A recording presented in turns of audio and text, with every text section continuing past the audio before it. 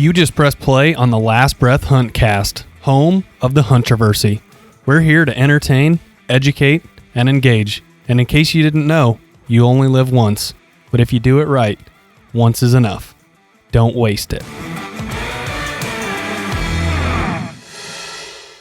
All right, everyone. Welcome to episode number 156 of the Last Breath Huntcast, presented by Badlands Gear, home of the HUNTROVERSY. And we have another HUNTROVERSY coming at you right now. Our topic today, questionable hunting methods. We're going to answer the question, are there any styles of hunting out there that take the hunt out of the hunt?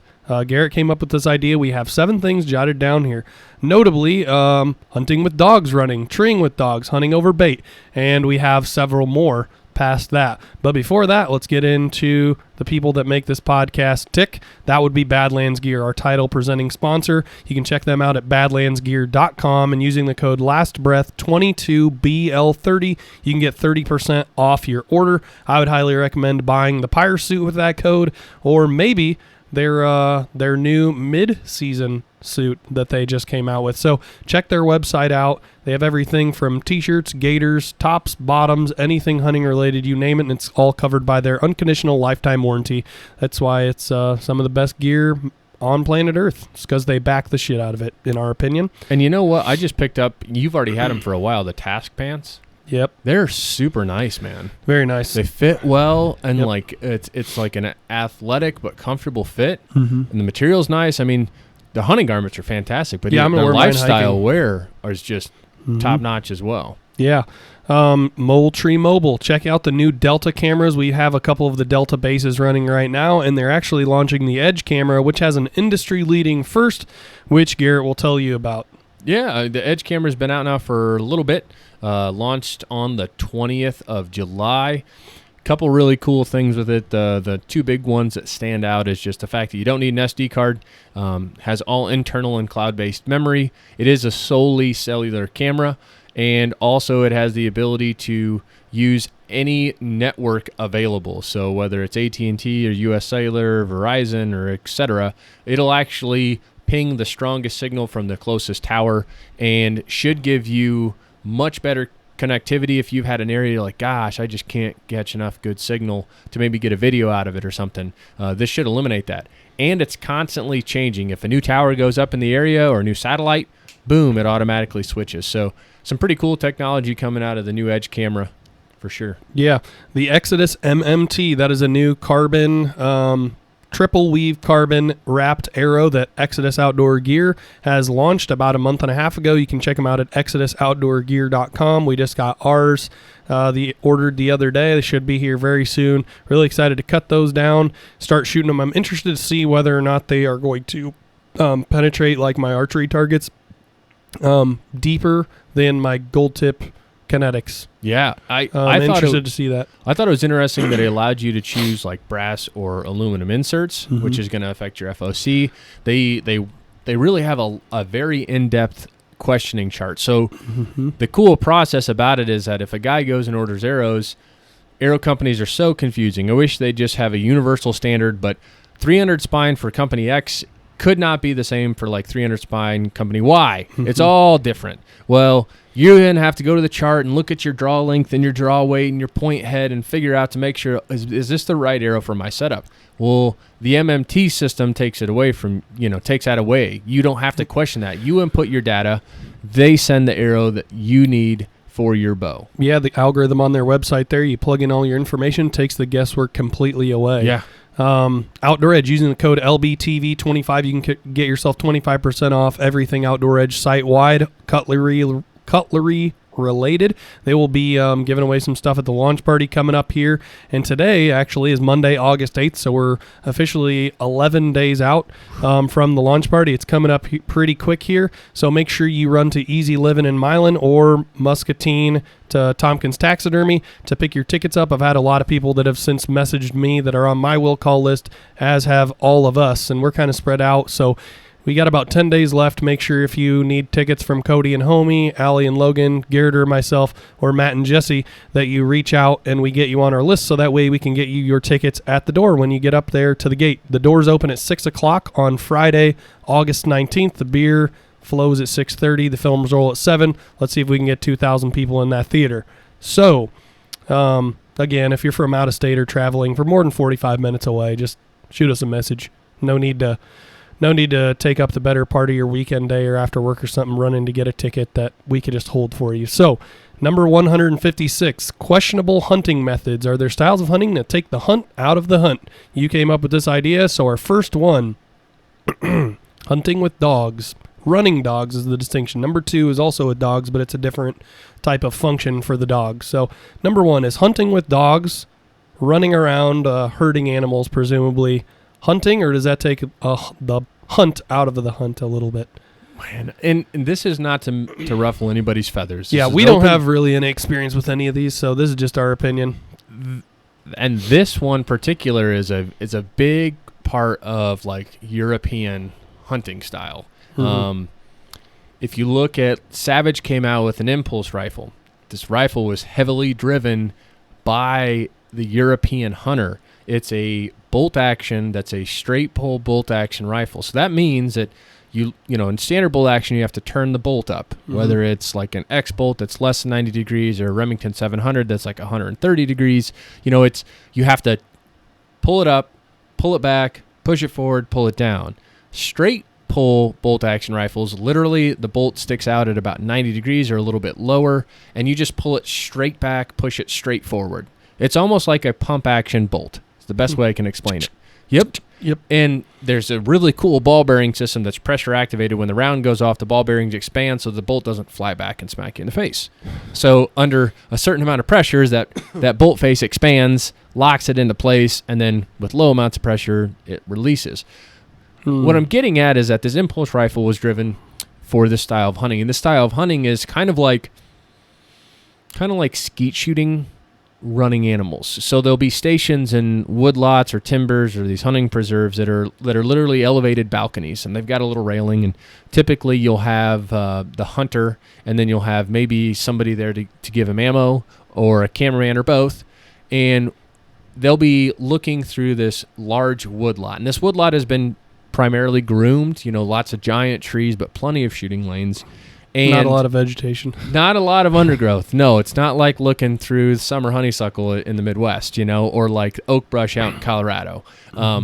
It like if you could kind of picture like a very nicely groomed park of oaks, right? Big trees, 20, 30-inch diameter trees sprinkled around, but you can shoot 200 yards. So it's not like they have cut lanes. I don't want you to think that it's like wagon wheeled, or laned. The trees grew naturally, but they just cleaned everything else up. And what you'll have are dogs or horses drive these herds of animals, boars, stag, deer, from left to right or from right to left.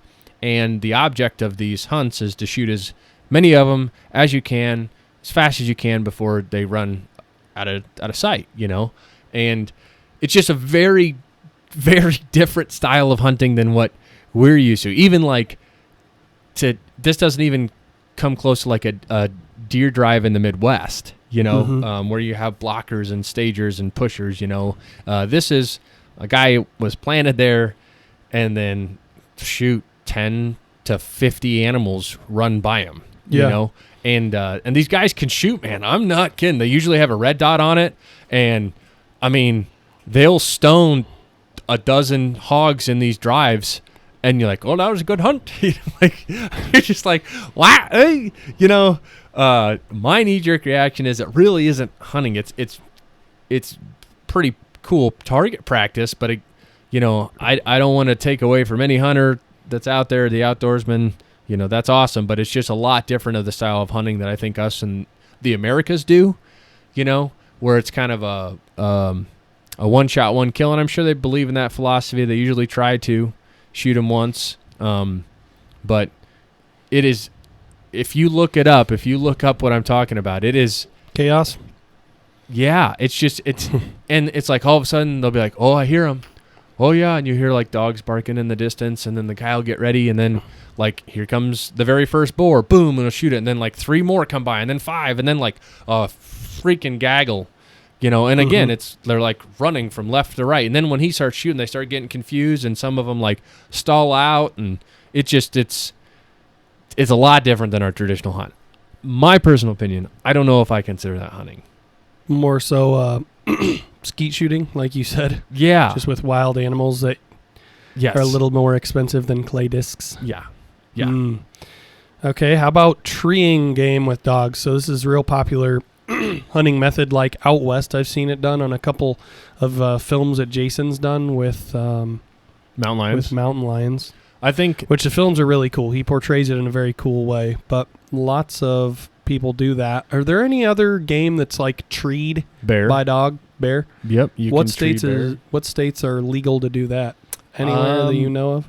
Well, it was legal in Colorado, but then they took it away, and now I think they're starting to introduce it because of the bear populations getting out of control, or at least they're using it to manage bear populations in certain areas. But there are still states that you can use dogs to tree bears. This one to me is kind of it's conflicting in a sense, because I do feel like for mountain lions, it's probably one of the most effective ways to hunt. I also think that treeing bear or mountain lion really allows you to be hyper selective, because obviously the animal's in a tree, you catch up to the dogs, you have an ability to, okay, is it a boar or is it a female? Is it mature? Is it juvenile?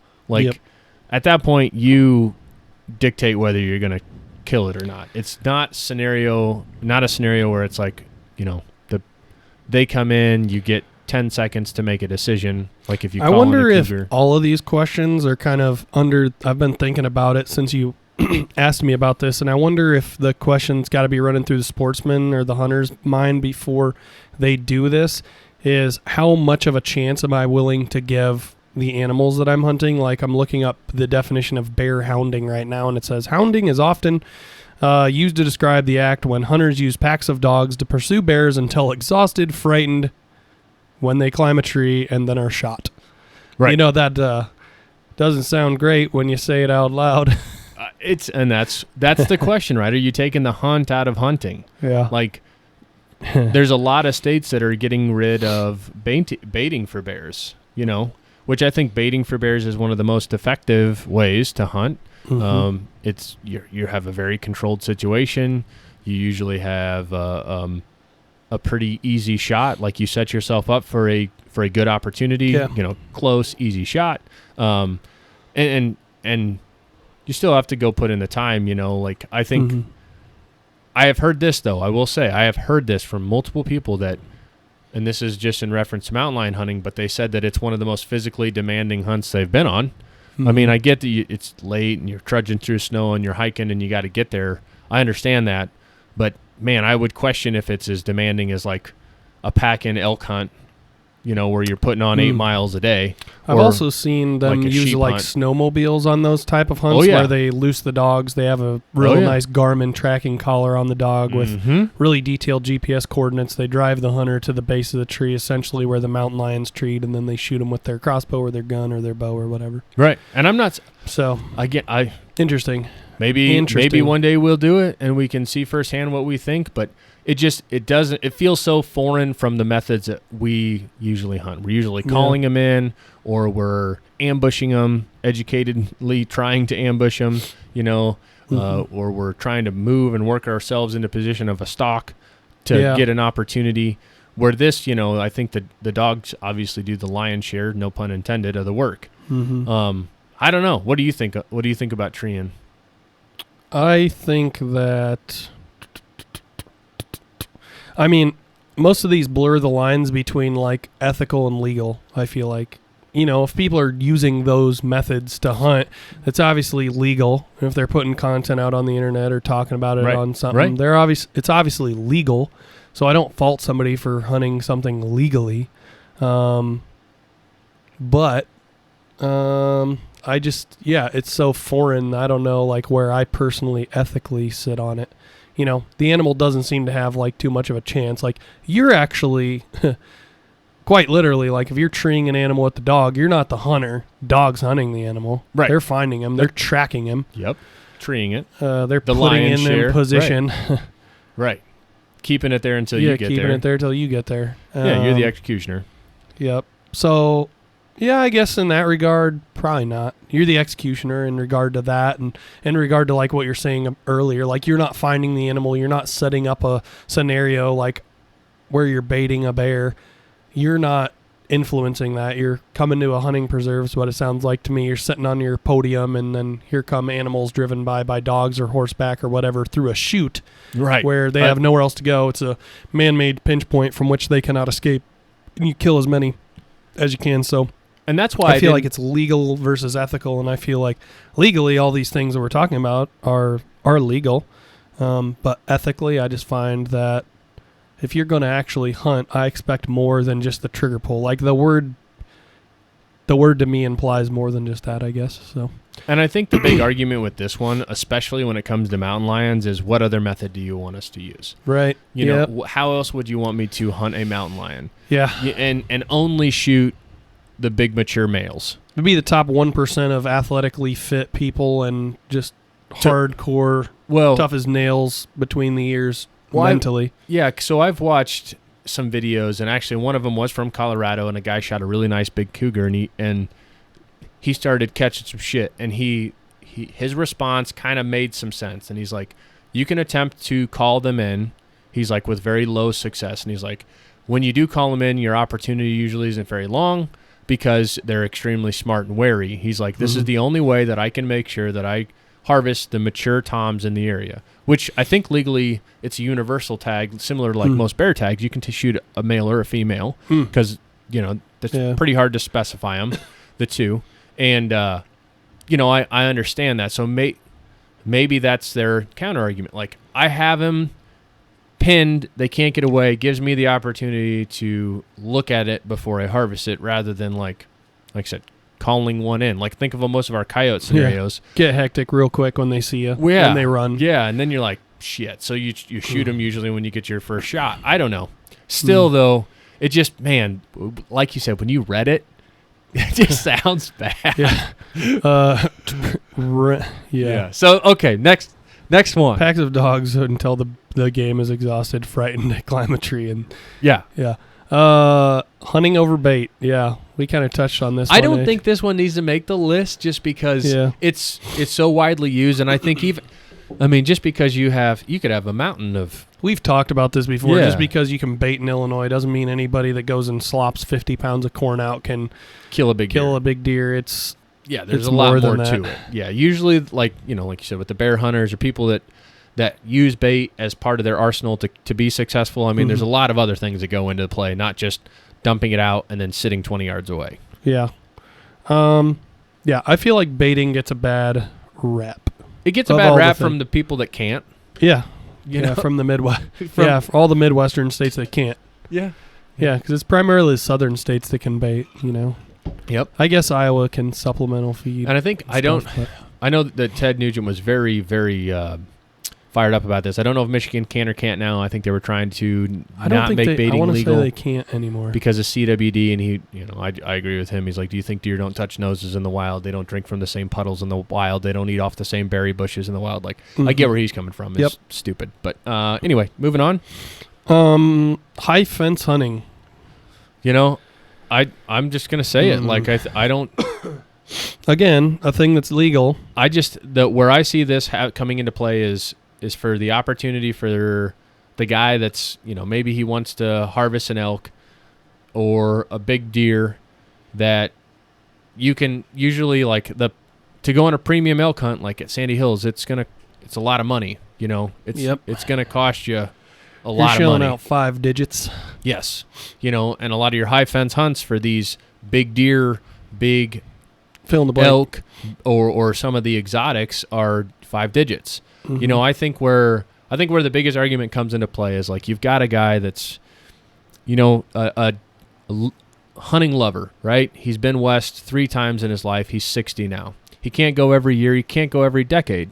But he saved money and he's gone 3 times. He's never had a chance at Animal X. He's at the sunset phase of his hunting career. His body's starting to give way. He's like, man, I would just love to kill one. I never have. I think that's where, to me, okay with it? Well, no, it's just okay. I just feel like that's where the cool factor comes in. Like it gives these people a really good opportunity to have it.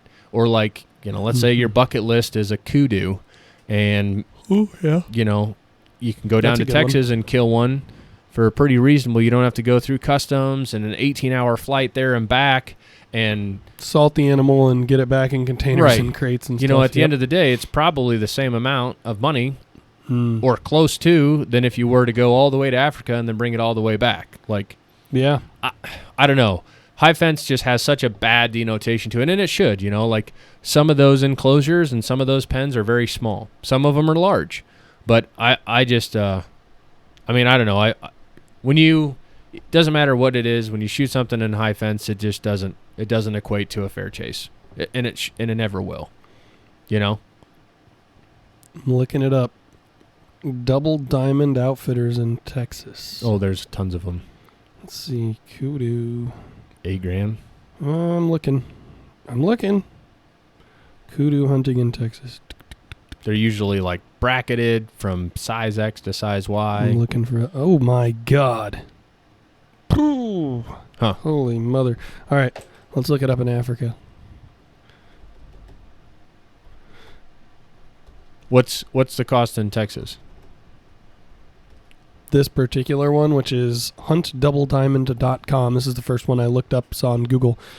Daily fees for a kudu hunt, $279 and $275 a night. Deposit $1,500 per hunter. Price $20,000 plus. Wow, Ooh. that's a lot more than I thought. Yeah, me too. I think the animal cost would be a lot cheaper, but so similar to because Robert has an Africa trip that he's got planned, and he was telling me about it. He's like, they give you a price list for your animals, right? But you have a daily fee, and you have to pay also you have a daily fee for the outfit, which his is like $250 a day, similar to this. And then you have to pay your professional hunters, essentially the people that drive you around and guide you, a daily fee. And then he's like, Oh my God. Whoa. It's way cheaper to go to Africa. let me finish though. That's for the animal. Mm-hmm. So Robert is doing the math. He won this hunt at a raffle at a Rocky Mountain Foundation. He got it really cheap. Mm-hmm. And he said right now, currently, if he were to book it, for him to get his animals back in airfare is like $6,000. Yep. So that's just his airfare plus your fee for this and your daily fee. I don't know.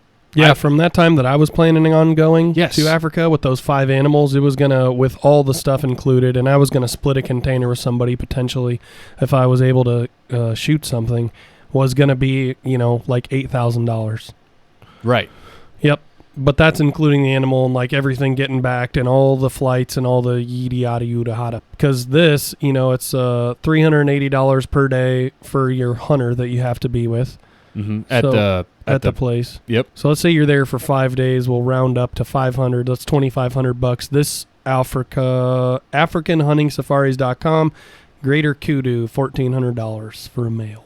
That's dirt cheap. Yep. I almost don't even know if that's realistic. Is there a kill fee? Eland, $1,900. Damn. Gems Box, $700. Waterbuck, $2,500. Red Heartbeast, $700. Blue Wildebeest, $1,000. Black Wildebeest, $13,500. Giraffe, $1,800. Zebra, $1,200. $1,800 for a giraffe? Impala, $600. Warthog, $450. Blackface Impala, $3,000. So it makes sense though, because like that's an impoverished country, Texas though. wouldn't be able to be if I'll put it to you this way: if Texas price were, let's say, $5,000, why would you go to Africa? You'd have no reason to. You know what I mean? So they have to, unless you wanted to truly be immersed in like the culture. If that was one of your angles, dude. I've a guy that hasn't traveled very much. I couldn't imagine an 18 out. You're in a plane for 18 hours. Mm-hmm. That's not just like total travel time. Like you're in a plane. And then you're landing, then you're taking a little bush plane, which is about a 10-seater or less plane for another 7 or 8 hours because it's a continent, Yeah, it's not a country. It's a continent. Okay, so anyway, we went from high fence to Africa to high fence hunting. I guess you'd be paying for like those exotics in this scenario to eliminate all that. Yeah. Well, you got, I don't know. It's like the animal can't escape, and that's like the animal's only advantage. That is the only getting animals away, and Yeah. you're taking that from them. So I would say probably not. It takes the hunting out Oh of yeah, it. takes it out. I think there's like shades of gray, like what you were talking about, like a guy Yeah. with a bucket list hunt and stuff like that. That's- But yeah. all these so far for me, Those are very few scenarios. are like tough. the people that I bet you there's a very small amount of people that book a hunt in a high fence like that because it's like like I said, the 70-year-old man that's deer hunted all of his life and he's never killed a 150-inch deer. Yep, Like that scenario is probably pretty common. not common. Not common. Like, yeah. to the guys that go on Mhm. high fence. This Moving on. next one, extra long range hunting. We're talking 1,000+ yard shots. And so this one is a confliction for me personally because I love Shooting. watching ELR, like the guys that can literally hit steel at 2,000 yards.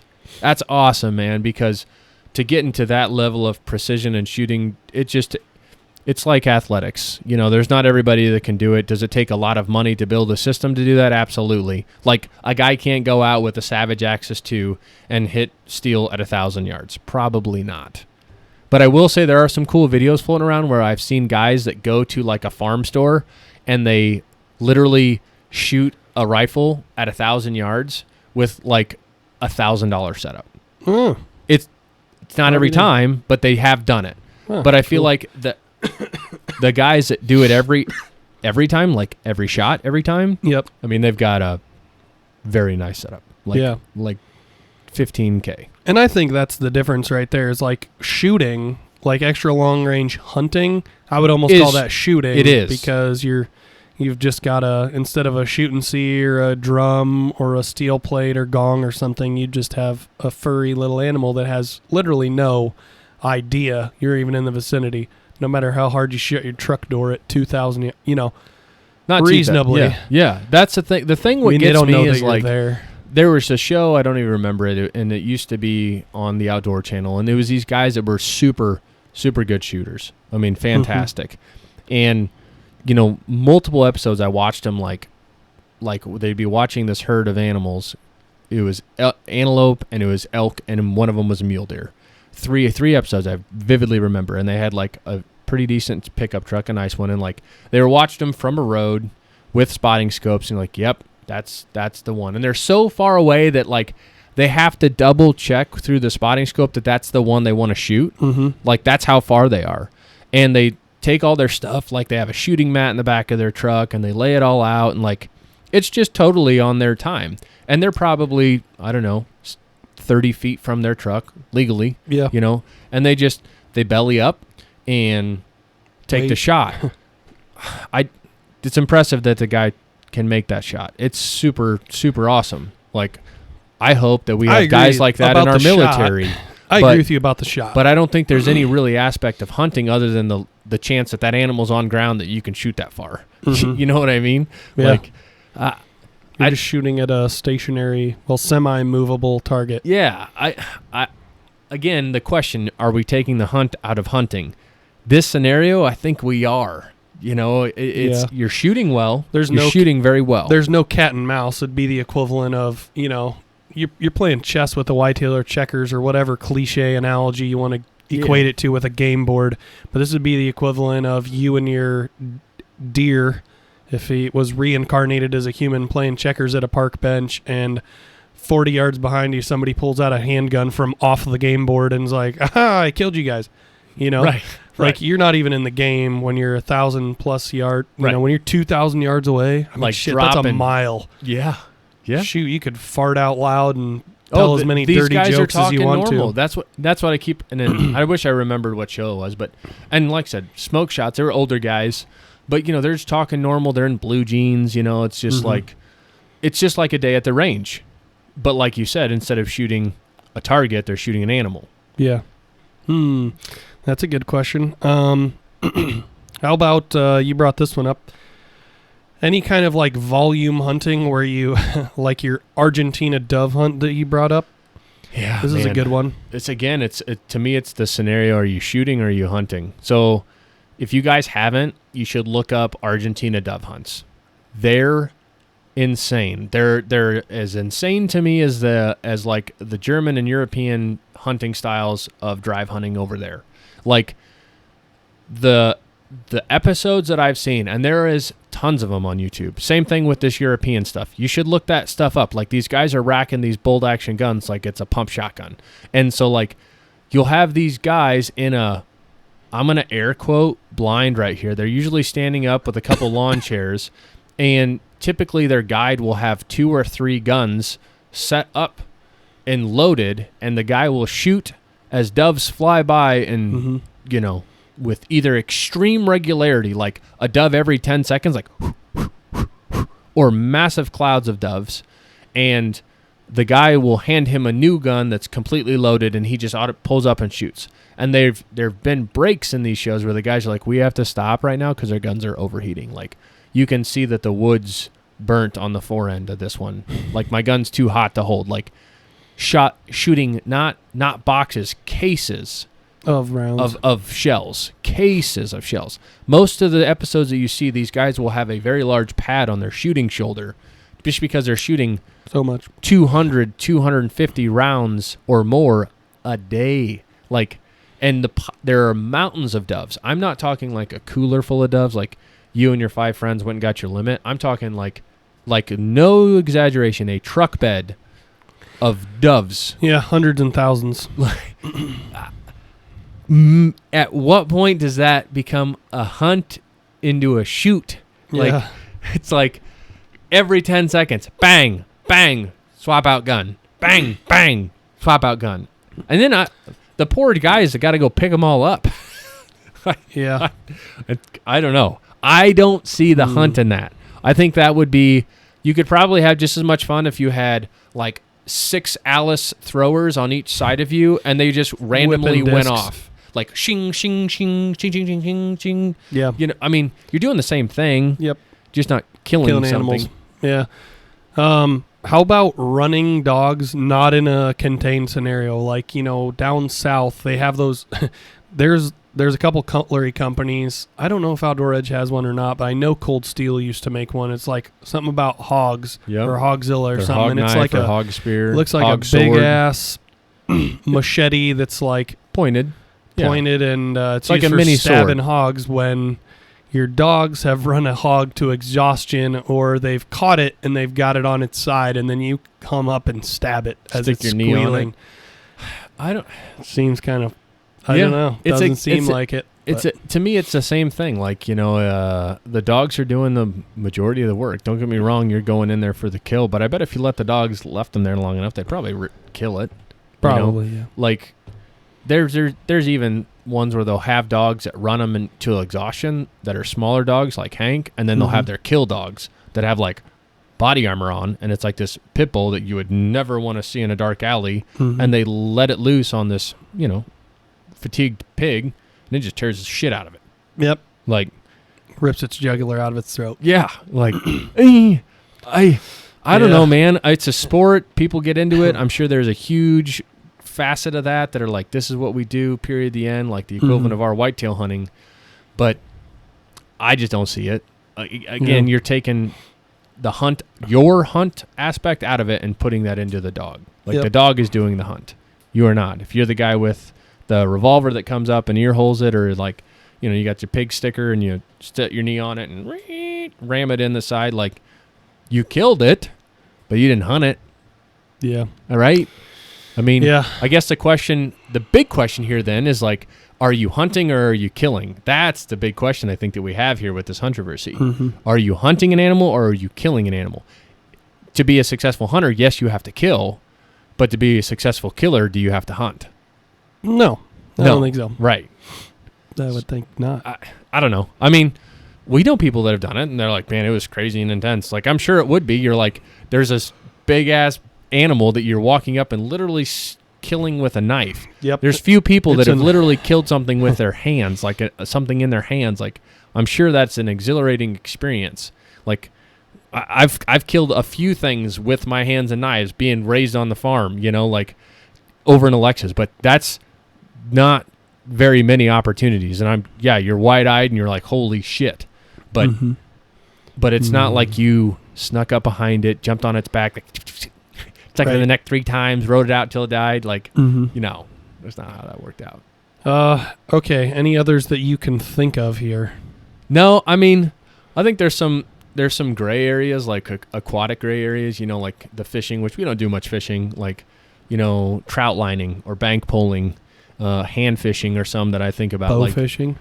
Well, bow fishing is, it's a little different. I think the you're problem I have with doing, bow fishing is that normally it's just like it's for waste. It's a sport kill. Yeah. That's a big thing It's for not me. being eaten. Like the bank Normally. pulling thing, like a lot of people do it. And it's super high success rate, and almost everyone I know that bank pulls eats the fish. Yeah. But is it fishing? Like, and again, maybe it's my mind from being raised up on farm ponds and lakes. It's like fishing to me You is have to be present with the you're setting the instrument hook and in your- reeling it in, right? Like kind of the same thing with like a lot of the salmon charters in the Great Lakes. Are you fishing or are you going for a boat ride? Fish sets itself, you reel it in. Right. They drop the dipsy diver back down, you open a beer. Like, rod starts shaking, lift it up. Like, is that fishing? Or just an expensive boat ride with a fish dinner afterwards? You know what I mean? Like, I've done it. I've had a good time doing it. I love salmon.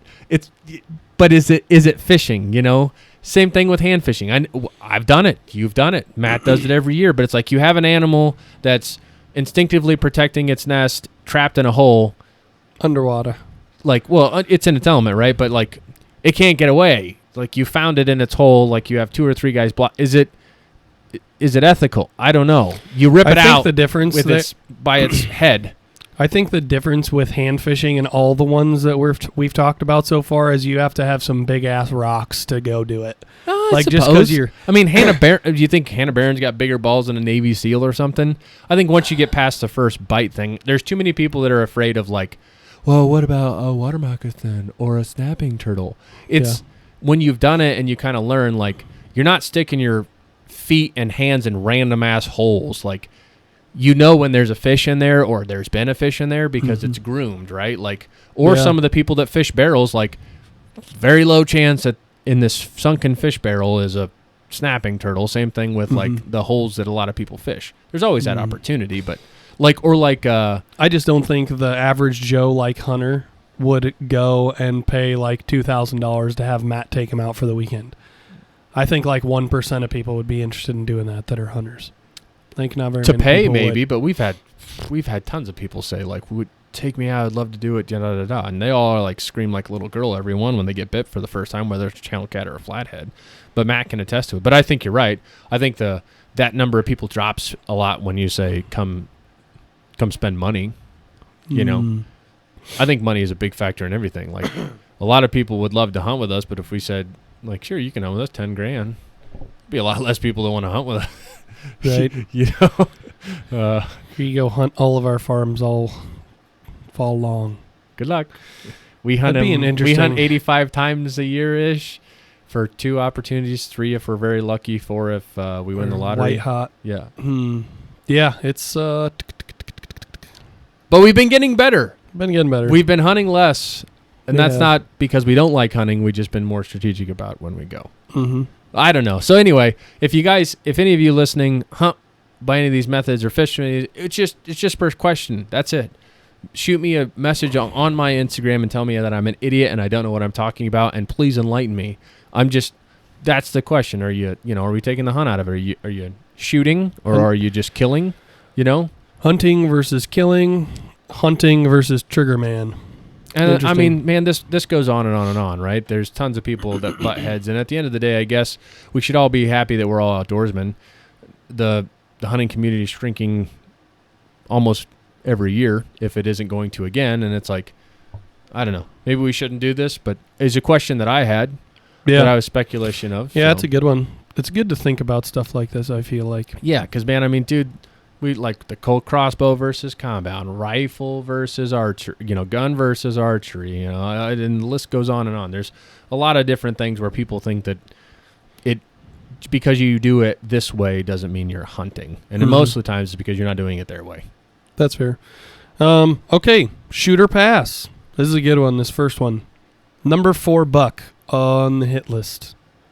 First day out of season. Yeah. Dude, first day 100%. out. Absolutely. How cool would that be? I don't think we've ever done that. No, I have. I'm sorry. Josh. super lucky that year. The first time I deer hunted. Because I filmed you. We filmed him that night before, and then I went out. You had parent-teacher conferences or something, I think? Mm-hmm. Yeah. He would have been like number 4. Yeah. Probably lower than that. Probably lower than that. I was going to say it was probably like 5, 6. Yeah. Okay. Number 2, a cougar snowmobile hunt, shoot, or pass. I'm going to do it. Yeah. Yeah, I would do it too. I think it'd be a cool experience. Like muskox hunting. You ever seen those? I think guys it's just different. I think anything that's different in the world, people don't really understand it, so their first instinct is to not like it. Yeah. Don't recognize with it, don't like it. Yeah. You know, for example, if we had the 40, what president are we on now? 40, whatever. We have, let's say our next president's incredible, 10 out of 10, for whatever reason, unites both parties. The next time, let's say that candidate's even better. They're still going to prefer the first candidate, not because the second one's worse. In fact, the second candidate's better, but it's just that they're not the first one anymore. You know, it's just, it's a change. So, number 3, a yearling doe injured first sit of the year. It's visually injured. Yeah. Okay. I think I don't know. It's kind of one of your jobs as a sportsman. If it's not going to survive, yeah. I regret not shooting that 9-pointer this year. And then they found him dead about a week later. Should have done it. The tough thing with those is like, how do you ever know? Unless there's like a visible wound. You don't know. Like but he was limping so bad. I know. Like, a severe limp, it's like, okay, did you sleep on it wrong? Did you just get gored? It's late in the year. Probably didn't get in a fight. Like, I don't know, man. Shit. I don't think you did anything wrong. Okay, next one. Cheetah. African hunt. High-power rifle. 1,500-yard shot in the spirit of this. 50? No, pass. No? I'm not. Nope. I've shot, the furthest I've shot was out west, was 960 some yards with Shane and Robert. And that, it's the faintest fuck up on your end is magnified so far out. I'm not a good enough shot to do that. What if you were? Would you do it? If I was good enough? Mm-hmm. I don't know if I'd waste a 1,500-yard shot on a cheetah. It's not, cats are neat. I don't know. I'd pass. Yeah. I can only imagine that's probably expensive too. Nope, not interested. Yeah, this one that I looked up, just this first one, we talked about a little bit ago. $15,000. Yeah, no way. I'd rather have a side-by-side. Yeah. Okay, that brings us to the end of Shoot or Pass. Thank you for listening today. Our launch party coming up on August 19th. That's 11 days away. Adler Theater, Davenport, Iowa. August 19th, which is a Friday, 6 p.m. is when the doors open. Drinks roll at 6:30. The films are shown at 7. Giveaways, free taxidermy deer show, hunting films. And till then, don't waste it. We'll see you next time.